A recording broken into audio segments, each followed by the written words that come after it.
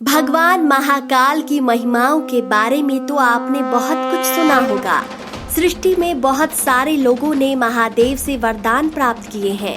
राक्षस राज रावण से लेकर भस्मासुर जैसे राक्षसों ने भी महाकाल से आशीर्वाद प्राप्त किया था।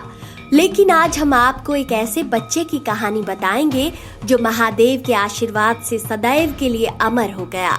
आइए जानते हैं उस महामुनि के बारे में। दरअसल मृकंदु ऋषि ने शिव की तपस्या करके उनसे वरदान में एक पुत्र मांगा। भगवान शिव प्रकट हुए और पूछने लगे, तुम अधिक आयु वाला साधारण पुत्र चाहते हो अथवा मात्र 16 वर्ष की आयु वाला बुद्धिमान और तेजस्वी पुत्र चाहते हो? मृकंदु ने सोचा, अगर मैं बुद्धिमान पुत्र मांगता हूँ तो वह 16 वर्ष की उम्र में ही मर जाएगा, लेकिन अगर मैं अधिक आयु वाला पुत्र मांगता हूँ तो वह बुद्धिमान नहीं होगा। सोच विचार के बाद उन्होंने बुद्धिमान पुत्र मांग लिया।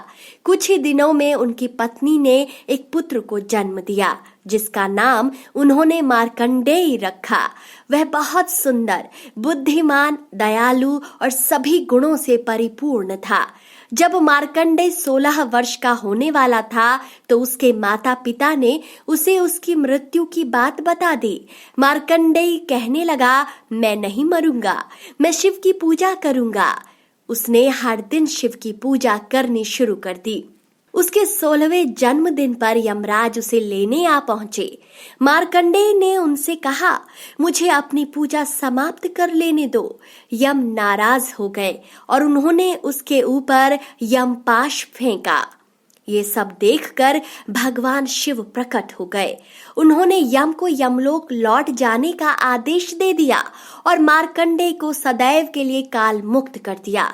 आपको बता दें कि वाल्मीकि रामायण के अनुसार मार्कंडेय महाराज दशरथ के ऋतविज यानी यज्ञ कराने वाले थे। ऐसा कहा जाता है कि भगवान श्री राम के विवाह में ऋषि मार्कंडेय बाराती बन मिथिला गए थे। इसी रामायण के अनुसार राजा दशरथ की मृत्यु होने पर दूसरे दिन प्रातःकाल राज्यसभा पहुंचकर इन्होंने ही वशिष्ठ को दूसरा राजा नियुक्त करने का परामर्श दिया था। इतना ही नहीं, मार्कंडेय सीता के रसातल में प्रवेश के भी साक्षी बने थे। उनकी अमरता का अंदाजा इस बात से भी लगाया जा सकता है कि विश्व के सबसे बड़े महाकाव्य महाभारत में भी मार्कंडेय कई स्थानों पर उपस्थित नजर आते हैं। उन्होंने धृतराष्ट्र को त्रिपुराख्यान सुनाया तो भीष्म को श्री कृष्ण की कथा सुनाई थी। वे युधिष्ठिर की राज्यसभा में आए थे और भीष्म के शरशय्याशायी होने पर अनेक ऋषि मुनियों के साथ उनके पास खड़े हुए थे। दोस्तों, देखा आपने कैसे महादेव की भक्ति ने एक अल्पायु बच्चे को अमृत का वरदान दिया।